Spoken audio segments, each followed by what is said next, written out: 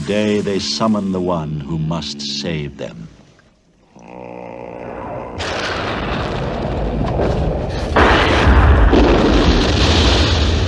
What will happen if he doesn't appear?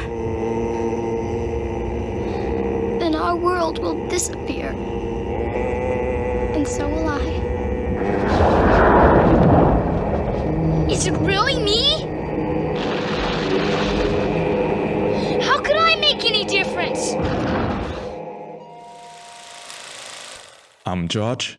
I'm Devyn, and this is your 18th appointment with your Medicinema.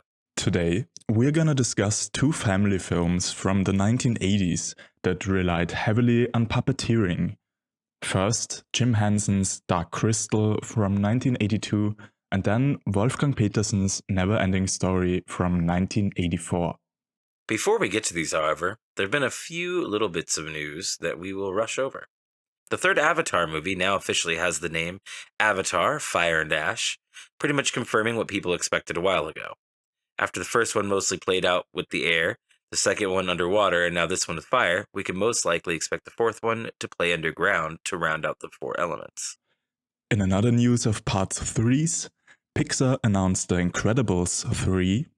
Whilst I'm personally so over Pixar and its sequel Money Factory, there's reason to be hopeful for once because Brad Bird is announced to return as a director.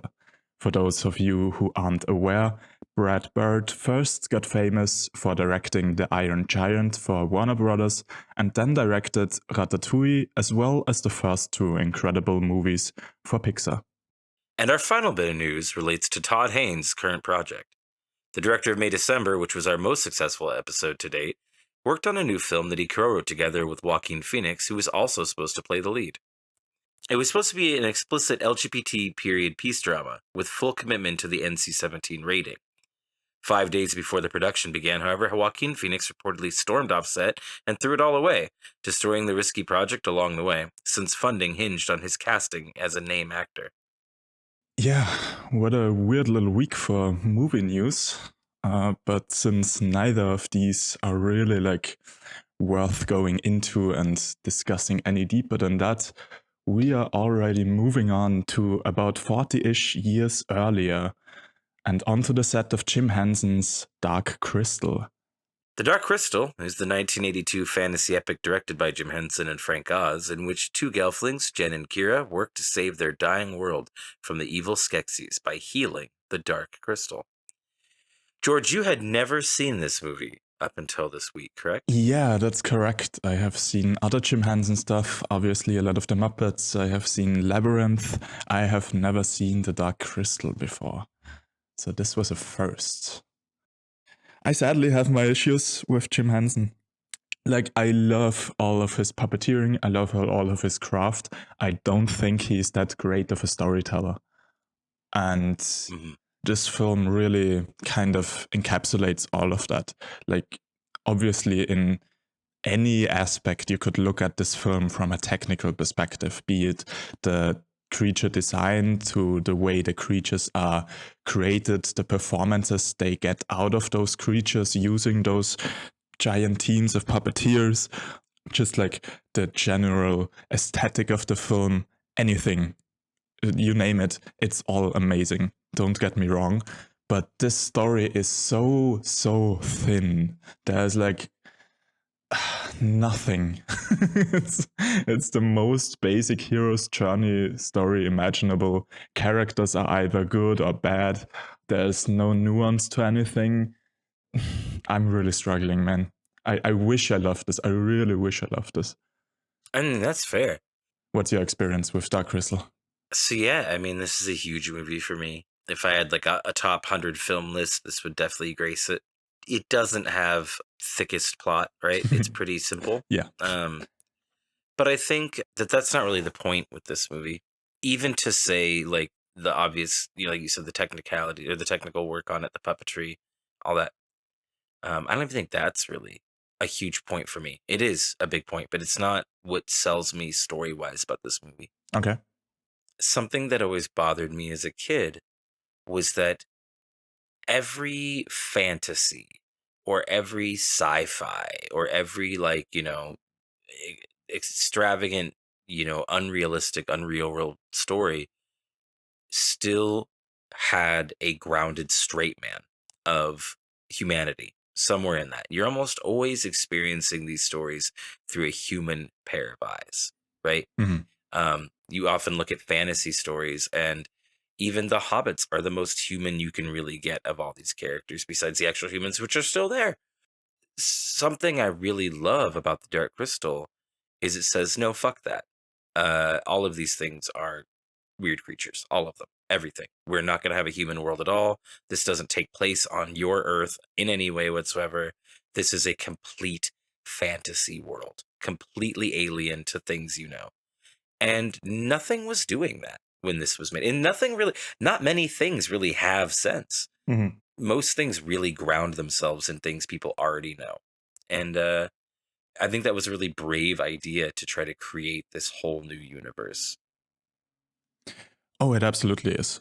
For the protagonist kind of thing, I kind of gotta give one argument against that. I watched a little behind the scenes documentary on this, and there they talked about the character designs and the protagonist species. What's it called again?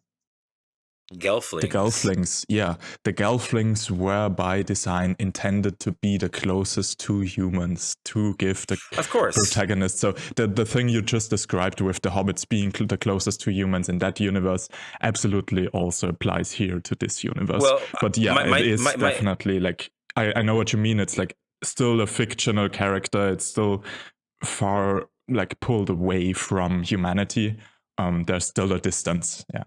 I think my argument would be that, like, whatever they're called, the hobbits are just short people, essentially, right?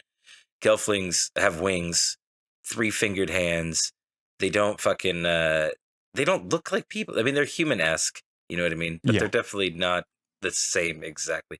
Also, the dream fasting thing, which sadly is not explored in this movie as much as it is other places. But yeah, you're not wrong. They are the most human of all of them. And by design. Yeah. Still, like, that's what does it. There are a million stories with the hero's journey, right? That's not an old thing. There's nothing wrong with having a basic story that's the hero's journey for the value of just basic entertainment, right?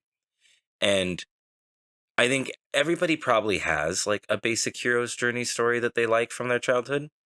And this is the one that just really did it for me because of how alien everything was. I was also, I think, really attracted to the art styles in this because I grew up with a lot of the artwork that the lead artist on this movie does, or that he did. I grew up like with a lot of his art around me. Brian Froud. Yeah. I just found it in my notes. Yep. That was really cool. In the little documentary, they showed a bunch of paintings of Brian Froud. It's really a spitting image of this movie. Like this is just as much the art style of Brian Froud in every little fiber of this movie. Like you could say the same thing about High Giga and the alien, the xenomorphs or whatever. It really is down to every little decision. It feels like a Brian Froud kind of creation, artistically speaking. Yeah. I want to get a couple things out the bag first, I guess, about this, right? The Dark Crystal, to me, will forever and always be a real bittersweet story. It's always been kind of that underdog of the 80s fantasy films.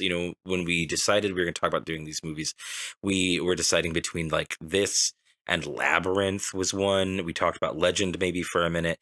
There's a whole, group of these 80s fantasy films. Yeah. Dark Crystal often is the lesser played of those movies. Often, I think it's because it's all puppets, Yeah, maybe.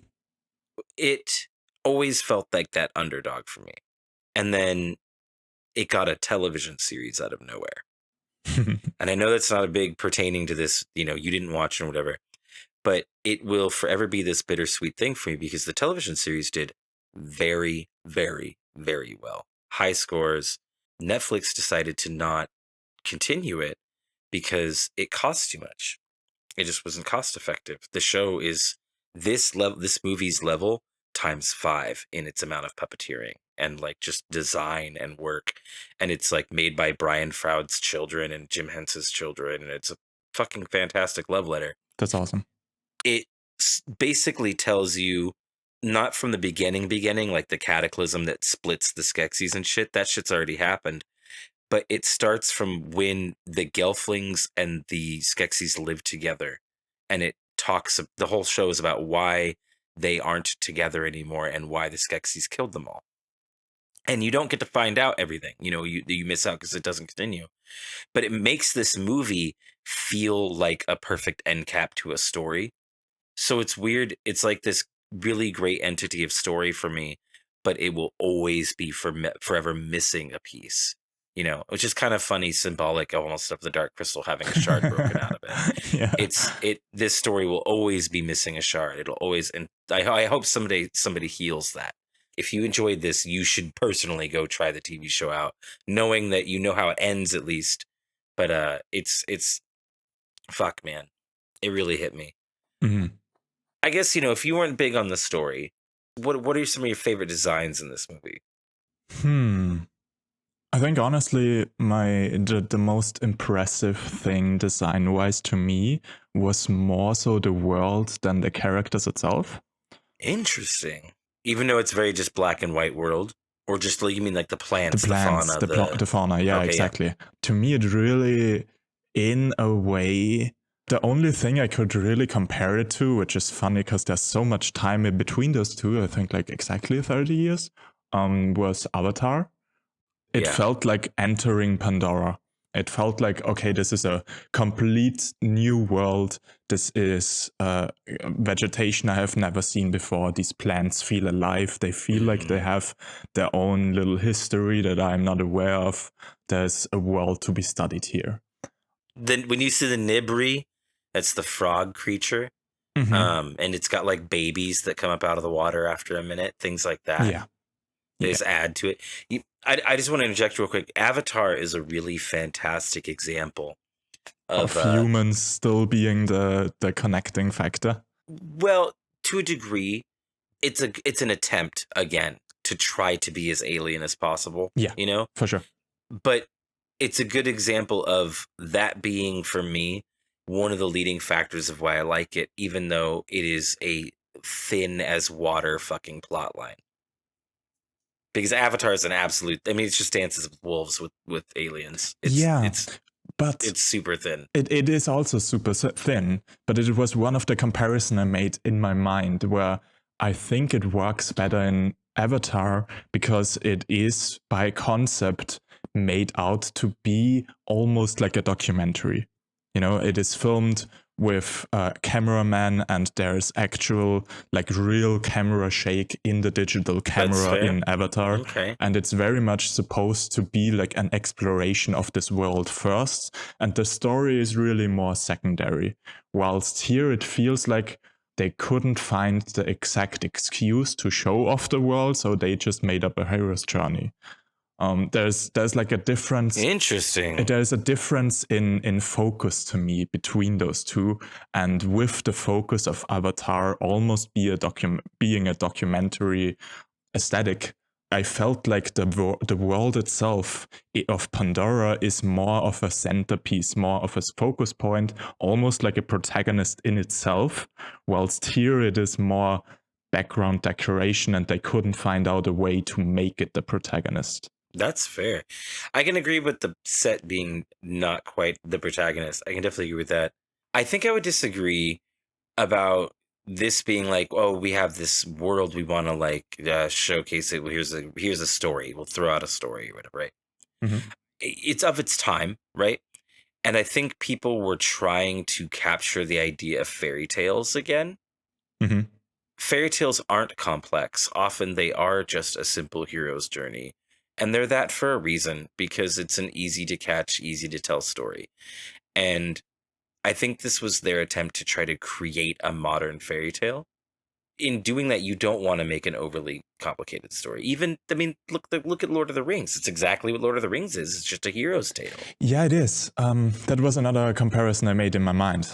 It is a hero's journey again. And it is also like one of the major notes I took during the documentary was, according to Gary Kurt, the executive producer of this, the creatures and the world was developed first, and only once that was finished, Henson basically wrote a story around that.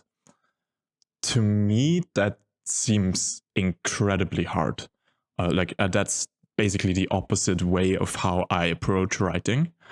The way I write things is that I usually start off with an idea or a core theme, and then build my characters and the world around that theme, and how the world can in subtle ways represent the theme, how the characters' interests can represent the theme.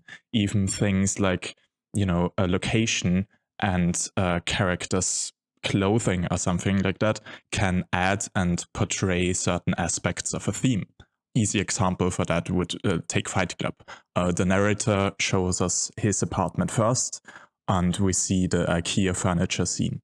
And then a few minutes later, Tyler Durden gets introduced living in a wreck of a house. And even the name of his address has a meaning. He lives in Paper Street, and Paper Street is famously a common fake name used by map makers to catch other map companies stealing their maps. So they insert little fake paper streets in there. So there, the location, the way the characters dress, the name of the location, the missing name of the narrator even, all tell parts of the story, parts of the theme. That really is difficult to achieve if you start off with a finished world, with finished character designs. And like the only big exception I know to this kind of rule would probably be the world of Lord of the Rings, where I believe that's how Tolkien also did it. Like, he came up with the world, he came up with the species, with the languages and all of that first, and then wrote stories into his world. Yeah. Well, the stories are actually based on events. What do you mean? Elaborate. Well, he was in war. Mm-hmm. And a lot of the stories are just like amalgamations of events he went through in war, and like, fantasized versions of things that happened to him, people he knew. So I guess what I'm trying to say is that, generally speaking, it isn't impossible to start off with a world and get to a great story. That being said, Tolkien is also kind of a high bar. As a writer, that's a hard level to achieve. So I don't think the way they approached this was a great way for someone like Jim Henson, who in starting off isn't like a storyteller most and foremost, to approach a story. And it really, I feel like, limited the options. And due to that, the hero's journey just stays the most basic hero's journey. With all of these other films that we mentioned, I feel like there's, yes, Lord of the Rings is a hero's journey, but there's also other stuff going on. And I feel like that's lacking here. It's just the most basic, bare bones hero's journey that I'm aware of. I don't know. For me, it's a lot of the art. It's a lot of the charactering. It's the world. Mm-hmm. And it's a kid's movie, Yeah, I don't vibe with that argument at all. That's fair. There's several of my favorite movies that are absolutely kids movies, and they still like have an incredible world and a great story. Like that, all those things are not really in conflict with each other. You can achieve all of them. That's fair. Thinking of stuff like Fantastic Mr. Fox right now. I don't know if that's as kids a movie as you think it is. As somebody who actually has children and interacts with children, it's not often that kids actually like that movie. Interesting. To be fair, modern children really probably wouldn't care too much about Dark Crystal either. It's very slow paced. There's not a lot of dialogue. It's kind of muted color wise. It all depends on where you are, who you are, when you are, for that kind of thing to take hold. Like I said, a big part for me, I think, was that even before I ever saw this movie, I had been surrounded by Brian Froud's artwork. And so this was kind of like seeing all of that come to life. And so in a lot of ways, I didn't give a fuck what the story was about. I just got to see these things be alive and move. And that was fantastic. And that was like the most real thing that could be. Duncan Kenworthy said in a book that the original idea was for the Gelflings to speak English and the Skeksis in Greek and the Mystics in Egyptian. But in the deleted scenes, the Skeksis speak a fictional language, which is also strange. There's a novelization of the book. A fun little fact, the author of the novelization didn't like the podlings. He thought they were a boring race. So as a little fuck you to Jim Henson and like I don't like these guys, why do I have to write about these guys, I guess? He has a moment where they take a bag of podlings and throw them down a hill. The fuck? And like just kill them like that. And Jim Henson was really upset about that and was like, I don't like that at all. But despite that one moment, he really loved the book so much, but he declared it canon. And it expands on like a lot of the stuff in the movie and expands on a lot of things. And he's like, no, this is it. This is the true of the story. I wish I could have made this. I wish I could have made this into the movie. If it ever, means anything, I guess that's the story he really wishes could have been told. Not the story he told, but the story he wishes he could have told. Yeah, the story a better writer came up with within the limitations of the world that he created. Yeah. Yeah, that's kind of the Tolkien phenomenon, where I was saying it isn't impossible to take a pre-existing world with all of its limitations and tell a great story in that. You just need to be a really good writer. And I mean, I think that's a really good example of what the TV show does. There's a lot of politics in it because there's like multiple Gelfling nations and all kinds of shit. There's all kinds of shit that goes on. But a big part of the show is the fact that they can dream fast. So that is kind of like a weird connective internet almost in a way that they can like memory through all of them at the same time. Like you can like touch something and everybody else can touch it and you can share information like among like 100 people at one time. And then it also like lets you basically always prove yourself. Like, oh, I'm not a liar. Look, I'll dream fast with you. Yeah. And it's a really interesting thing that becomes a big part of the story. This show was made in the middle of COVID. I have to imagine they purposely did it. But somebody becomes sick and it causes everyone to become afraid of dream fasting because they're afraid they'll get this mental sickness. Interesting. And sickness and like being isolated is a part of the show. But yeah, they do a lot with the story there. So you're not wrong. It can be done. And I'm happy I at least got to see it be done with this property one time. Then get your trivia ready in the meantime. I'll keep my rant on the writing a bit going. Because my last major note that I took was also from the documentary, something that Jim Henson himself said. That was very telling to me. He talks about the original vision for the Skeksis. To quote, I think we started off with the 7 deadly sins as a basis, only that we had 9 characters, so we copied 2 or made up 2 more deadly sins. I can't remember. This interview footage that this is quoted from was filmed on set of Dark Crystal. It was in the final shooting days of the film. So this isn't Jim Henson looking back decades later to his work and can't remember his details. This is whilst the film is still in the making and he already can't remember the philosophy behind the villain characters. It just, to me, shows a lack of interest and a lack of focus. Like, if you are not interested enough in what your characters represent whilst you are filming those characters, then what is your focus as a filmmaker? And the focus clearly just always was on how the puppets look, how the puppets move, how the puppets behave. The documentary is like 90% of technicals and like 2 offhand sentences about the writing. And I understand why this was the the new revolutionary thing about this movie. This was the thing they were all excited to work on. But yeah, it just having a Jim Henson whilst the shooting is going on, saying that he can't remember what the 2 final deadly sins were, or if they copied some, and like can't give a reason why it isn't just like 7 characters. Like, you can make a story with characters based on the 7 deadly sins, obviously. 7 exists. Not then, but there can be things like that.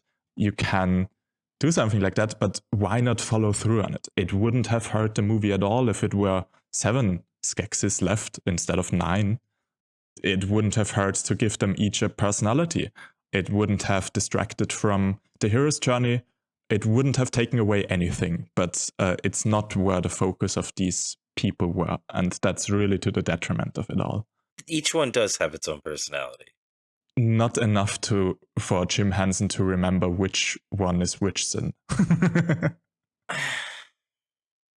I feel like, okay, yeah, Jim Henson wrote this and probably should not have been the person to come up with the story for this, right? He didn't do the screenplay, though. He didn't actually write any of the actual end dialogue of the movie. He also didn't even do the actual full directing. Yeah, he co-directed it, yeah. Yeah. I feel like a lot of this is by name. It puts more of a, hey, people can come see this if my name's more on it. But it doesn't matter either way. This is his project, right? He's a Jim Henson company. Mm-hmm. He definitely shouldn't have been the person to write it and stuff. Yeah. But I don't think that all of that is on him, like saying like, oh, well, we had come up with these ideas for this 7 deadly sins thing, right? He is here, like you said, to focus on the puppeteering, right? Yeah. There's probably another person on this team who was focused on that particular aspect of, oh, these are their personalities and the character designing of each one of those characters. And he wasn't doing that. He was puppeteering them. Mm-hmm. He wasn't designing the creatures, right? That's not his job. That's not what he's doing. So when they come up with that idea, like here's 7 deadly sins or whatever, then the people who went on to do the creature design, they cared about it and they finished that job and they continued to do it. I think a lot of movies put a lot of weight on the director, right? Mm-hmm. Like, oh, the writing should have been better. It's the director's fault. This should have been better. It's the director's fault. Yes, he did write this, but he wasn't the only person involved. He wasn't. There's no way he was the only person involved. And I think too much weight is put on him in this moment, especially when that's what he wasn't there for. He was there to do the animatronic, to the actual puppeteering. I just feel like with him being the final decider, with him and Frank Oz, I guess, being the final deciders and making the final decisions and giving the final go on stuff like, okay, this character design is all right, you did good. They are still the directors and have the final say in all those departments, in all those, the family, basically. It just felt like, yeah, maybe they weren't focused on it, but they also didn't have sufficient replacement, some guy on set who sufficiently focused on it instead of them. Well, but the thing is, like, I can remember, like, again, like I said, I can remember each Skeksis independently. So, like, I feel like that might be something maybe you didn't focus on as much.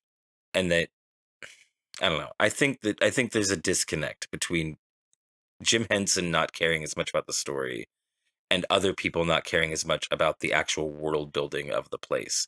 Yeah, the story's plotline is thin, but I don't think that like things like putting thought into which each Skeksis is, if anything, the mystics, yes. The mystics are definitely kind of just like, each one is just a fucking mystic, it feels like. Yeah. There's not much difference between them. I will 100% give you that.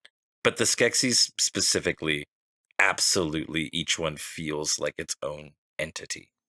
Like, even if I would rewatch it now and focus on them now, I feel like then it just didn't use them enough. If they were developed enough where they all feel independent to you, then it just didn't give them enough time or enough action and like any like decisions these characters need to make other than, okay, our emperor died, we need to replace him. That's like the one big character moment the Skeksis get, I feel like, in this movie, where you can actually see like differences in who has the ego to step up, who has how do they fight for it and stuff like that. In a way, by putting focus on that, though, like by putting focus on all these aspects of each one but not actually displaying it a lot, it almost makes it feel like thicker world building instead of thicker plot. Because if you would have used them more and put more focus on them, then that suddenly becomes plot. That becomes story. As they are just thickly well-designed characters that you can look at and get a general idea of who they are by looking at them, and they exist in the background, they work as world building instead. That's fair, and I would agree if all characters had that kind of depth. Like if the whole world is populated with a bunch of characters that all have their own personality, then that works incredibly well. That makes a world feel alive. But here it feels like these handful of characters have their depth, have their personality, and a lot of the rest is just bland, and we don't get to spend a lot of time with those characters that actually have a personality, so it just makes the rest of the world feel even emptier. You're not wrong in that, because the mystics, like I said, they're kind of blah, right? They're very amalgamous to each other. Mm-hmm. And then you have the podlings, and they're like nothing, essentially, right? And then it's just, Kira and him. Outside of that, it's just Agra, which to me is a character. Cool. Agra's a super character. And fun to often think that Agra and Yoda are the same person. Oh, that's so funny. I watched it with my roommate, and he actually was like, man, this is such a Yoda scene. It's the same person. It's Frank Oz under there doing the voice and the hands. Did Frank Oz also do Yoda? I wasn't sure. Yeah, Frank Oz is the original Yoda, yeah. That's funny. There's also a connection to Yoda with NeverEnding Story, which we'll get to later. Well, there's also a connection to this movie with NeverEnding Story. Is there? Yep, Deep Roy, the actor Deep Roy, is in both of these films. Okay, who did he play? In this movie, I don't think he is credited specifically to anybody. He's just a stuntman and puppeteer who performed additional characters. Okay. He was like nobody in the dark. He just did shit in Dark Crystal. He probably had, to be honest, it was the fucking 80s, and this was a pretty. You watched the behind the documentary scenes. You saw how they did shit. He probably did like 9 characters or something, probably. And completely uncredited. In NeverEnding Story, he was the snail rider. Oh, cool. I have much contention about the snail rider that we'll talk about. Okay, looking forward. Oh my god. My end thing on this is, if any listener, likes Dark Crystal but also agrees that it has no story, go watch the fucking TV show. It's got way more story than you can know how to shake a stick at. Awesome. The NeverEnding Story is the 1984 adaptation of the success novel by the same name. It follows Bastian, who discovers the novel and sinks into the escapism of Fantasia, the novel's world. Together with him, we follow the journey of a trio, who has to surpass challenges and travel the lands of Fantasia to stop its approaching demise through the nothing.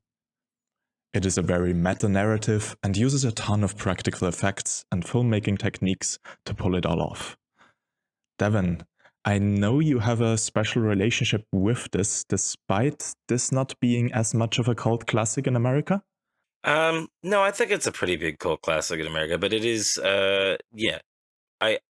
not as many people love it as much, I think, as I do. Okay. A lot of people didn't read the book in America. Most people just associate it with the movie here, I think. But so I've got I'd have a definite double love for this. For the listeners, this movie is one of those films where some of the actors spoke one language, some of the actors spoke another language, and they decided to just dub the entire film in each of its localized languages. So for you, you grew up with the German version, I grew up with the English version, but not only were they localized in language, they actually featured different scenes to a degree, and one features a very famous song and one does not. Yeah. So you looked into this? Yeah, I looked into the whole different languages. So apparently most of the cast of the main actors were English speaking. Oh, it shows. So I guess best audio thing to have the most original sound would still be the English version. But yeah, I didn't grow up with the NeverEnding Story song in the film. There's this interesting thing because the song itself is just as famous as the movie here. And I always, growing up, assumed that it was kind of made almost as a fan project. You know, how some musicians will just use something from their childhood or any IP and kind of just dedicate an art piece towards that. That's always how I assumed the project was. And I feel like that's how a lot of German-speaking people talk about the song, just because in their memory it's not part of the movie. There's kind of this Mandela effect happening here. I feel like it was definitely like it was produced for the movie, just for American audiences for whatever reason. You know, the same person also made parts of the soundtrack, the more modern synthesizer heavy parts of the soundtrack, and those also are also only in the American version. The German version relies way heavier on the classical orchestral soundtrack elements. Yeah, it's interesting that Wolfgang Petersen just thought that apparently the German-speaking audiences and American audiences deserve a different movie or expect a different movie out of this. There's some differences for sure. I don't know, not really even actually that much in like what I saw, because okay, so for the listeners, George here watched the English version, I watched the German version to give it a flip for ourselves. It wasn't too different from my experience, the German version, other than, you know, pronunciations of things being different. From what I know is, we'll get there again, Fantasia, you know, is Fantasia, right? Mm-hmm. Yep, terrible pronunciation. Yeah, you know, that just stems from the fact that in English it's fantasy and in German it's Fantasie. So. Yeah, Fantasia. And then some more fun ones that I liked here was in English it's we all know the dragon is Falkor, and in the German it seems to be Fulkor. Mm-hmm. Fulkor. Yeah. Which is it really kept reminding me of when I was a kid, played a video game called Killer Instinct, and one of the characters' names was Fulgor. And that's, I keep thinking, they keep saying Fulgor, and I was like, what the fuck? That's hilarious. But yeah, one thing I immediately picked up, though, was one of the characters in the beginning, the Night Hob, his makeup design, it took for me listening to him speak in German. You probably know exactly what I'm talking about. You probably have it. There's probably a term for it, right? But early German film often had like that really dark around the eyes makeup design. He almost looks like he has that, like it's like he looks like a in color version of what that makeup would look like to me. It almost like I felt like I could see like the German roots in it. Yeah, the German roots in it. And I think, if I'm not mistaken, he was one of the German that's one of like the German actors. Oh, interesting. I didn't check, but yeah, could totally be, would make sense. This is a good moment for me to broach the subject of this movie is more than just this movie to me. It's the book, right? Mm-hmm. And you can never expect, you know, a book to the movie to reach a book or whatever. It's very few that ever happens. There are some small things that really, really bother me, though, and really detract from this movie for me. Okay. And I'm starting right off with that character, right? In fact, all of these early characters that we meet, the Rockbiter, the Night Hob, and the tiny person, okay? Mm-hmm. That's all they're fucking called in this movie, right? That's it. Yeah. Why don't they have names? That's such a stupid small thing, and it's a hill I'm gonna die on. Everything else after this will actually be way more meaningful, I promise. But why don't they have goddamn names? Oh my god, they're not that hard. They're not that hard. The Rockbiter's name is Bjorn Krakshark. That's not hard, right? That's not hard. The Night Hob's name is Vushvazul. That's not hard, right? But the one that really kills me, the one that kills me the most, is the Deep Roy, as we talked about, the guy who plays the snail rider. In the books is named Gluckuk. That's his name, Gluckuk. In this, he's been reduced to Teeny Weeny. Is his official title in the film. Teeny Weeny. Gluckuk the snail rider, the fastest snail rider in literally all of Fantastica, which is the name of, in the German, by the way, the book in German is also called Fantastica. Way better name. Pronounce that in German for me for a second, Fantastica. Fantastica. Way better than Fantasia. Way miles better than that. Yeah, reduced it to Teeny Weeny.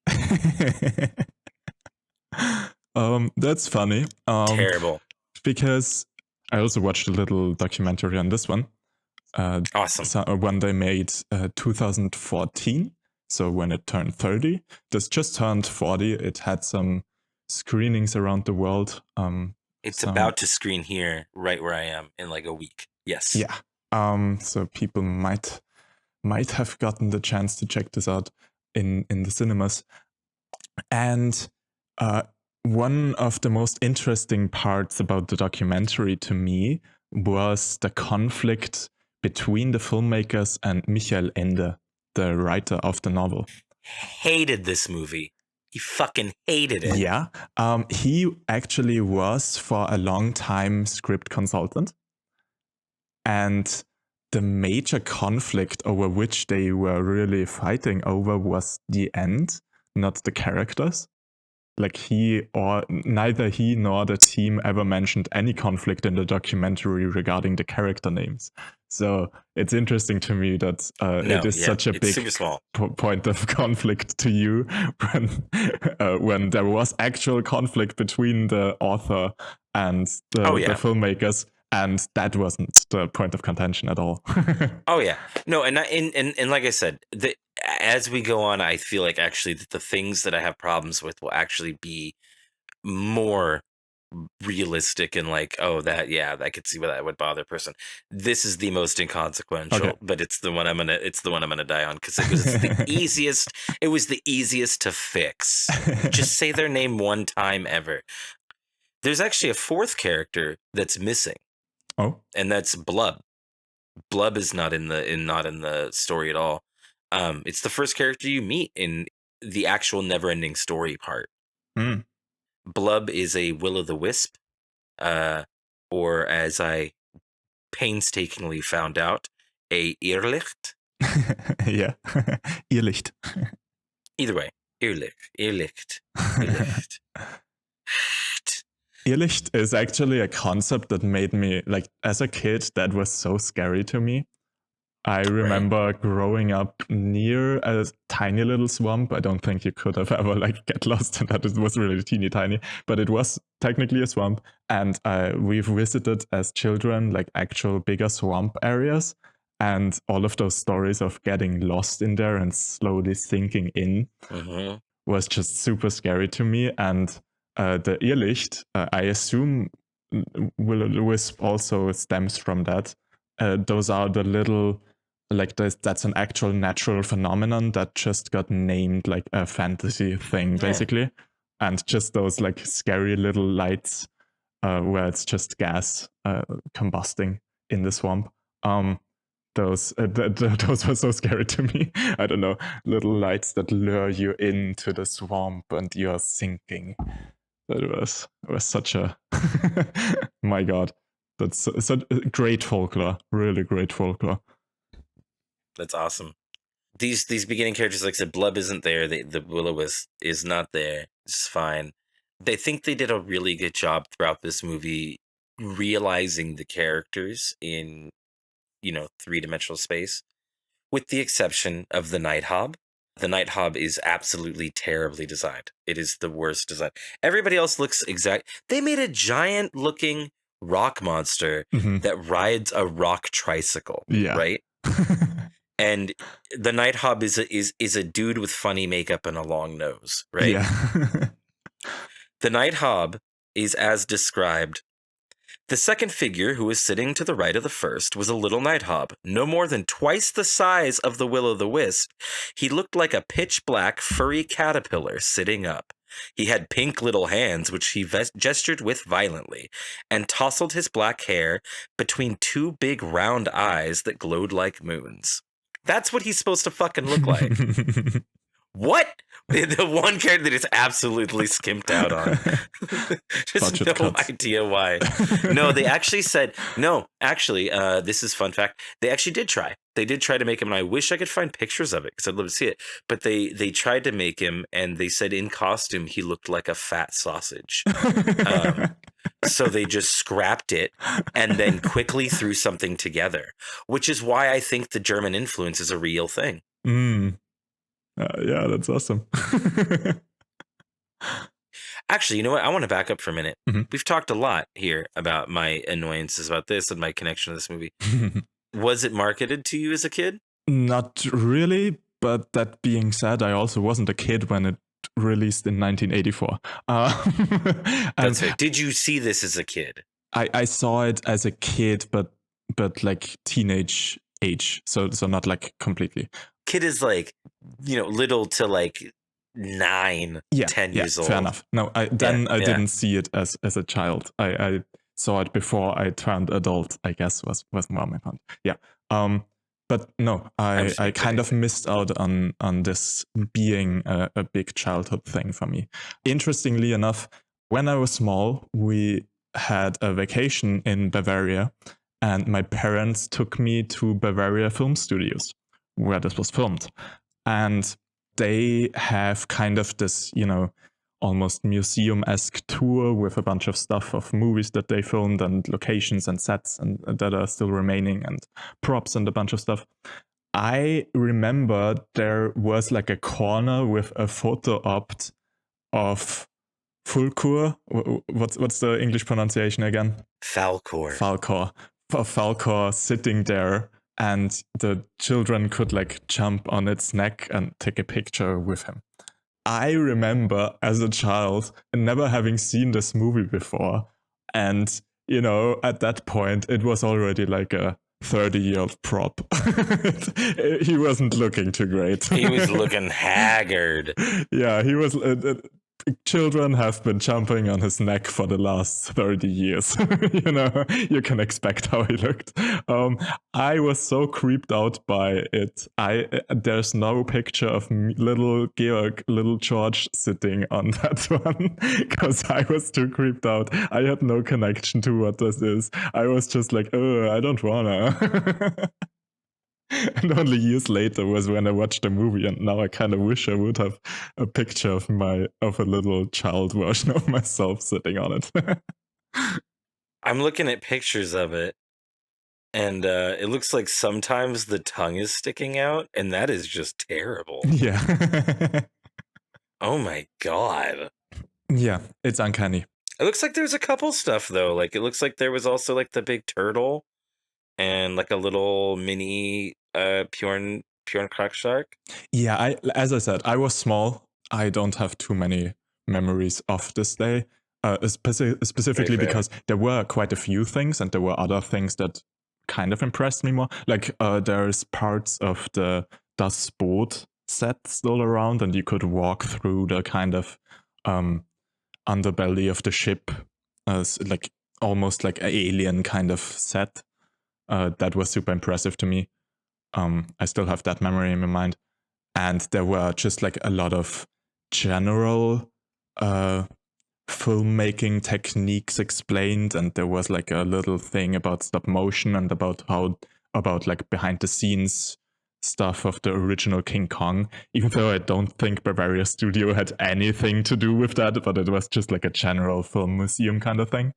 So that had no effect on you at all, I bet. Yeah, no, definitely not. So yeah, I have memories of the dragon, but I assume, there might be a lot from NeverEnding Story standing around there, and I just don't remember the rest. This was the first time that I've watched this movie in a long, long, long time, and it might be the first time I've ever watched it in like high definition. Okay.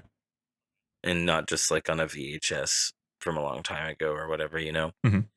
I have a note here that says, I don't know if I'm older now and I'm just more fucked up, or if it's just higher resolution, but Falcor looks less covered in scales and Mo are just covered in gross eggs. I never had that thought, no. Never. Okay, I mean, it was just me. So I was like, look, they first introduced him, and I was just like, ugh, dude, what the hell's on him? Oh, why is that on him? That's funny. I like later, like they're giving him a shot. I don't know if you remember that. They're Yeah. like giving him like the old guy, and I was like, oh, it's to get rid of whatever that terrible back infection he has. That's hilarious. We're introduced to Bastion. Bastion is never given a full name. Mhm. I think in this movie, correct? I don't think so. Yeah, he's just Bastion. His name is Bastion Balthazar Bucks. That's a Marvel superhero name. Yeah. It started a lifelong obsession with the name Balthazar for me. I love the name Balthazar. Okay. But the guy in the beginning bookstore, in the very beginning, that's Coriander's bookstore. You only hear that in the slightest bit when he answers the phone. He's like, Coriander's or whatever, right? Mm-hmm. In the book, he asks the kid his name, and he's like, Bastion Balthazar Bucks. And he's like, oh, it's quite a lot of B's for a name that sounds, what a strange name. And he's like, what's your name? And the old guy literally looks at him and goes, Carl Conrad Coriander. And the kid is just like, well, fuck you too. But I like that they at least included that his name's Coriander in the movie. On a more serious note, this is where we're going to reach a gripe that I have with this movie that is kind of a bigger deal. Mm-hmm. You talked about like making a hero's journey, right, more complex and adding something to it that's meat. This movie does, in comparison to The Dark Crystal, have a vast amount more meat than in substance going on. But I feel like this movie's vastly muted in a huge way, and that stems from Bastion's actor. In the book, Bastion is like a chubby, unattractive, unathletic little kid. In every way, he is like a little like, yeah, dude, and not like a hero in any form. Mm-hmm. And throughout the book, the whole reason that he becomes enamored and just taken by Atreyu is because he's everything Bastion is not. Okay. And that's what we'll get to later with the mirror and why that is so big and it's not reflected properly in this movie in any fucking way. Mm-hmm. But that's my biggest first major actual gripe with this movie. And we're introduced to Bastion, so that's why I'm bringing it up. It's such a small thing, but it has a lot of impact, I think. I'm not sure. I totally get it that if he was, a little chubby kid, then the whole aspect of him getting bullied would be more obvious and more fitting to his character, I guess. Mm-hmm. It still functions. Yeah. It just doesn't. I don't feel like it's as prominent as it should be. Yeah, I didn't have a problem with that. Like, first of all, I lack the context of having read the book. That would have been crazy context to have in this conversation. Holy shit. Imagine. The view count we would have had. Yeah. Just a casual Michael Ende cameo in the podcast. No, I lack the context of having read the book. So yeah, I already don't have that gripe just looking at it. But also, in my experience, at least here, there were probably as many little skinny kids getting bullied as there were chubby kids getting bullied at my schools. He doesn't look like a kid that would obviously get bullied, but the reasons to get bullied, I feel like, are way more vast than just looks. In my experience, Well, okay. So I never had that gripe of it being like, oh, he can't see him in himself, or why does he get bullied, or why is this such a big deal to him if he looks like that, or anything like that.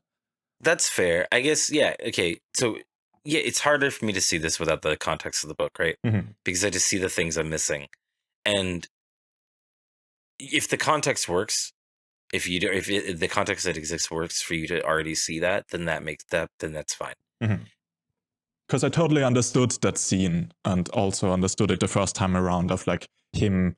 He can't believe that he, just a normal kid that's getting bullied, could ever be like the hero in a hero's journey, that this is representative of him. Like that all worked for me. I didn't need the context. He's supposed to be even less than normal kid, though. Like that's the whole thing. Is he's like even less than your average child.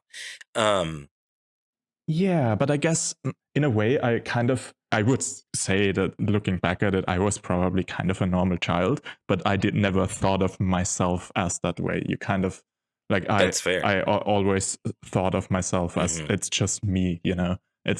I'm not special or anything. So I don't think that a normal child ever thinks of himself as a normal child, or in the most part. In the frame of him coming into the store, right, being bullied outside and coming inside, Coriander grills him on why he's being bullied, and in the book, and tells him like, why don't you beat them up?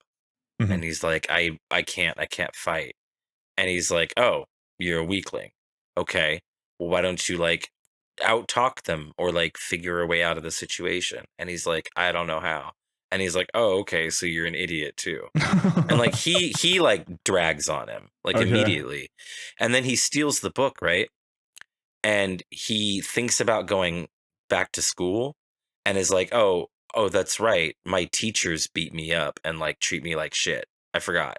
And then he's like, okay, I'll just go home.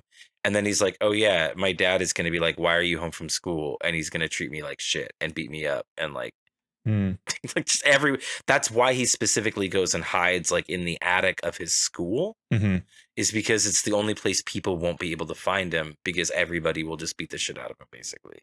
That's some nice context, but also like from my perspective, lacking that context, to me the idea of the attic is always just like from a childlike mind, almost this, you know, somewhat magical place. You know, there's an attic is That's so funny. Just from a concept, you know, an attic is something you don't casually live in. You usually have a bunch of stuff stored up there that you could look through forever and find like little things.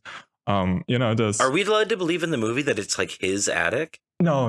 Oh, okay. I don't remember. It is very clear that it's the school's attic. Okay, yeah, okay. Just. Which, by the way, is fucking weird because schools don't generally have attics in the U.S. They for sure have here. I assume because it's something they included, like it was just nothing for a school to have an attic. Yeah, no, for sure. No, always been a weird thing for me in the book too. Just like, why is he, what? The attic of the school? What? So for me, it's the added layer of like, I wish he was more downtrodden because he feels in the movie to me, he comes off very average kid. I can see that, yeah. Which I think works out honestly better for the audience anyways, because then more people can relate to it. Yeah. And even the kids that are getting bullied can probably at least relate to him once he doesn't believe in himself and once he doubts that, no, I could never be the hero. You know, things like that is probably thoughts that resonate with kids that are supposed to be the ones originally to relate to this. So I think it just, the way it like this probably worked out better. I have one other thing about this movie that is a note about just in general weird things about the watching of it in English versus watching it in German. Morla the turtle. You watched it when? How long ago? The last time in German? No, in English. Oh, in English? Just yesterday. It's male in English, right? Oh, I'm not sure. Like, it's really confusing in my mind right now because it's always been female in my mind, and it's such it's like an old ass woman in German. Yeah, but I'm pretty certain it's a dude in English. My brain tells me it's an old ass woman still, but that might just be like confusing the German memories with the English version now. That was the biggest thing I noted. I really took in of the English versus German version besides the song was the Moorland. Mhm. That was really it. That's That and Falcor's voice.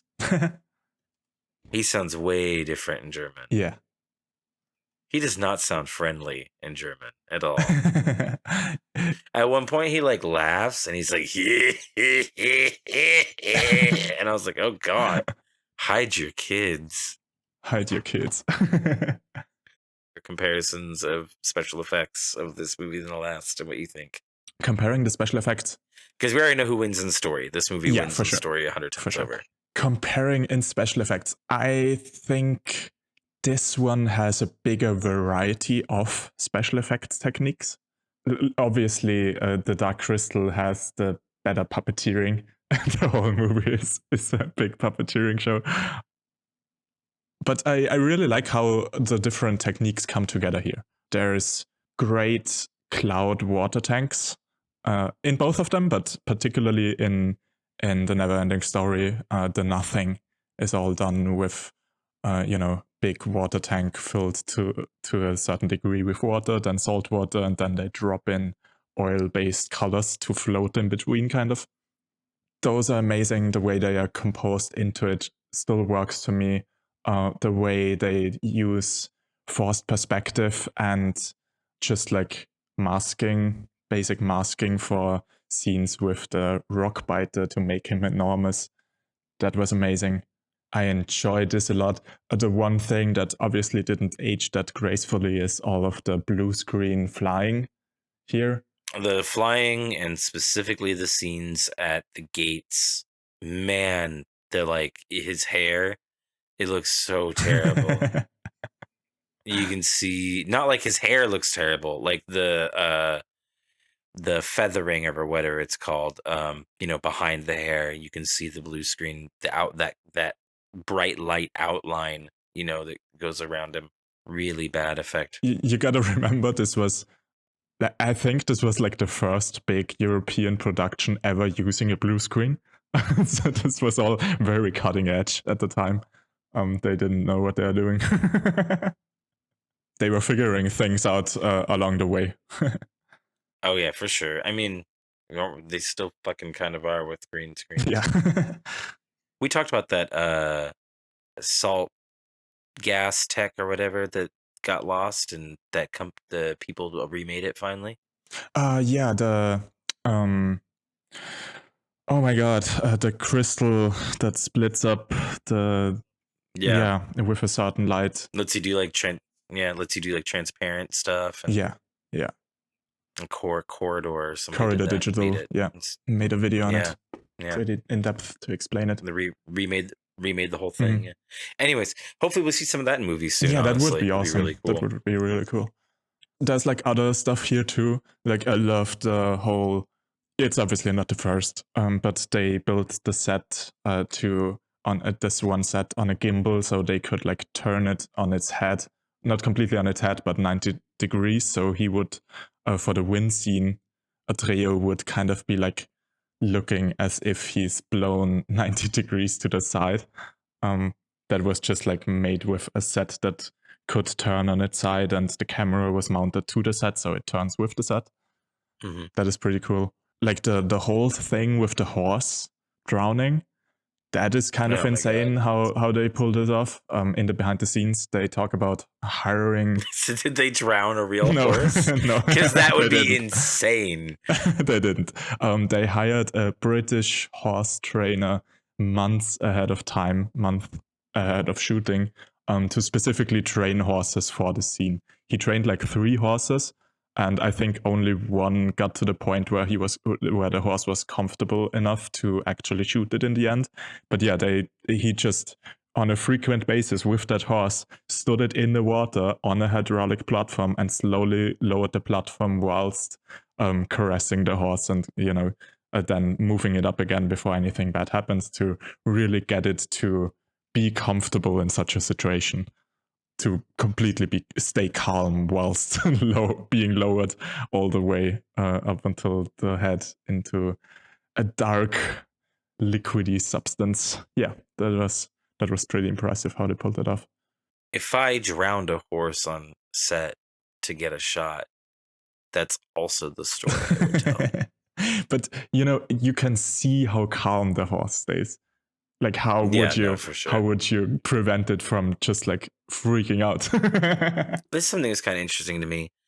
It was a big thing for my generation of people who watch this movie, that death is like a huge deal. Yeah. It is here too. It is literally a trend, like online, to like show your kids this movie and film their reaction to the scene. Really? Yeah, super funny. It's actually that one and the one where you watch their reaction to the car crash opening of Final Destination. Holy shit, that one too. But that's a funny scene to watch people's reaction to that've never seen it. But in any case, it's a monumentous scene. It's a huge deal in cinema, this death, Mhm. right? On my viewing of it this time, I don't really understand why, actually. We only meet the horse like 5 minutes Yeah. before this. Like, what? Why do people care so much? What the fuck? It is sad, like, as he Yeah, for dies. sure, It really for sure. But the kid gets over it 2 scenes later. He's Yeah. never brought back up. The horse isn't remembered. It's not like, fucking thank you. What is his name? Dude, Artax? What's the horse's name? Something like Artrax, that? yeah, I think. Yeah. Artax, yeah. That never happens again. Yeah. So for me, I just didn't get it this time, I think. I absolutely wanted to talk about the very same thing, because when I watched it the first time, I obviously was older already. To me, it wasn't ever this impactful, big, oh my god, Artrax died. How could this have happened? This impacted me or anything. So I wanted to ask you if it was to you as a kid. Absolutely. And I Okay. actually know why. I do know why. We don't deal in animal death in movies a lot, Mm. especially in that generation. We do now. It happens now. The animal, we have entire websites dedicated to it. Yeah, does the To make dog sure die? people, so people don't, watch that in movies because it's everywhere. When I was young, you could be guaranteed of like a couple things in a movie, and one of those things was if there's a dog, it's not going to die. Mm. The dog will be fine. And if something bad happens to the dog, it's fine. You'll see it at the end of the movie again or something. Mhm. This said, no, fuck that. The horse is gone, bud.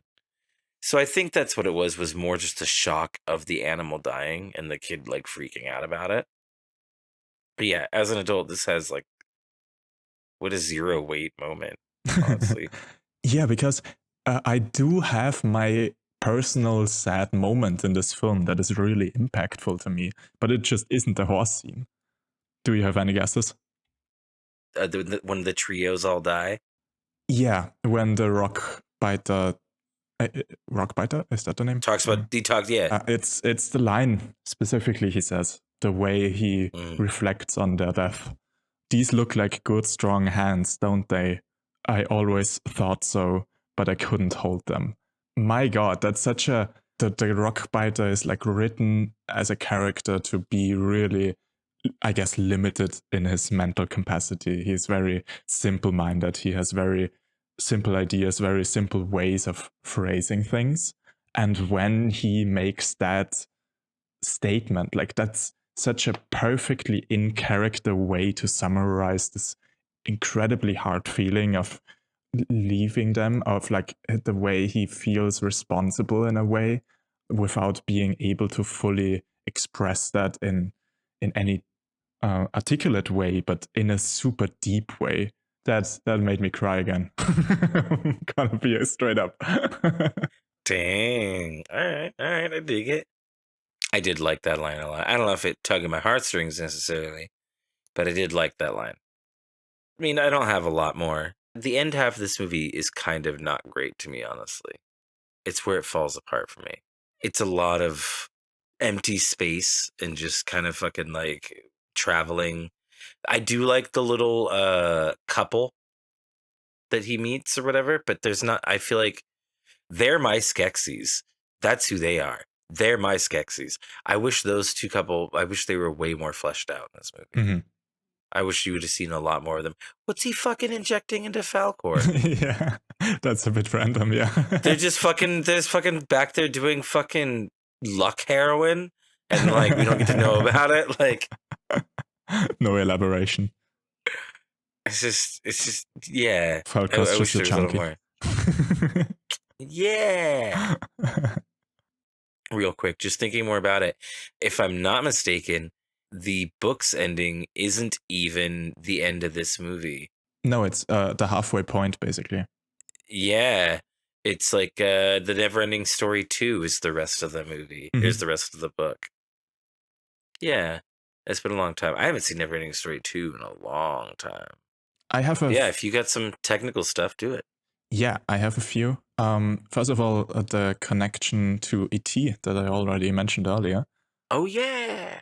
So Giuseppe Tortora, a former aircraft engineer, was hired for the mechanisms for the puppets, not puppets, Animatronics. animatronics, yeah, for the animatronics.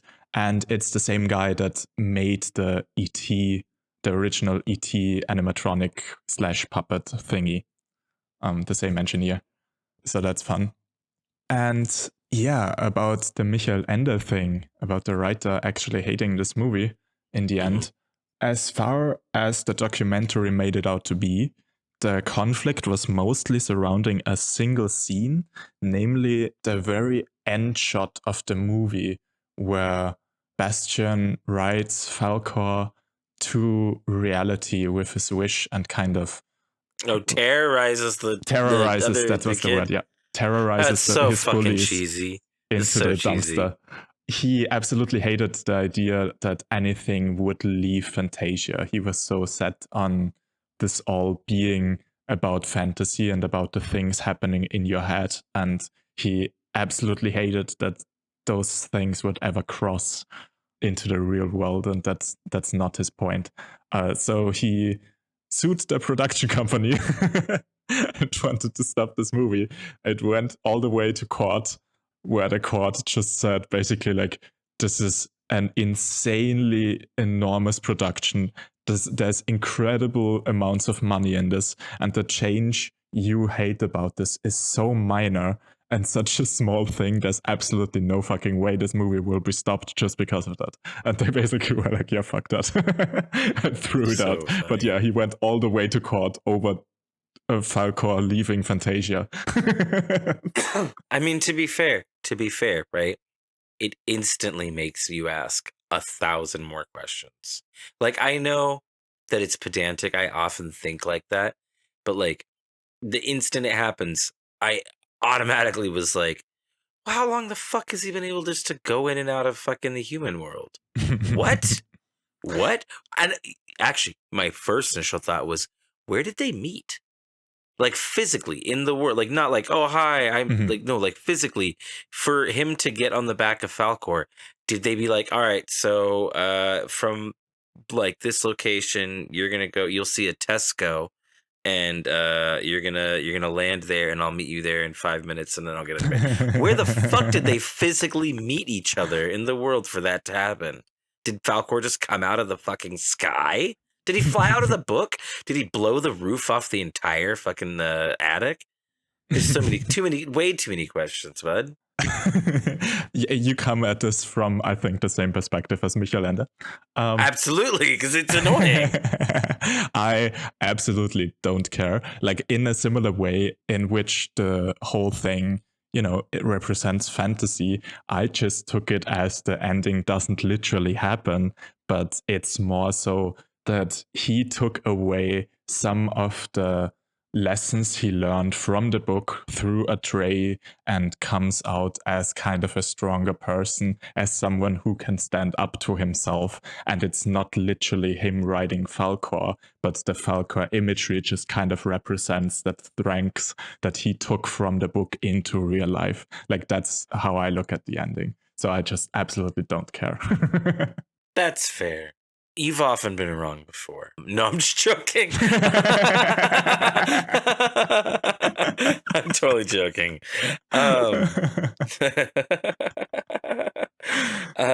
Fuck. No, that's super valid. It's such a small, just absolutely tiny moment. And again, It's the same thing I said about the other movie. It's a kid's movie to me. I know that doesn't fly for you, but it does for me a little bit. It's a kid's movie.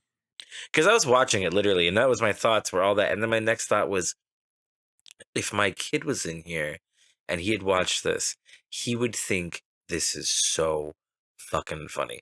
So yeah, like when Falcor is like legitimately chasing them and the kids are screaming and they fall into the dumpster, he would have thought that was so fucking funny. And that's who that's for. I don't even think so, because as I just pointed out, there is an actual way to look at it from a thematic side.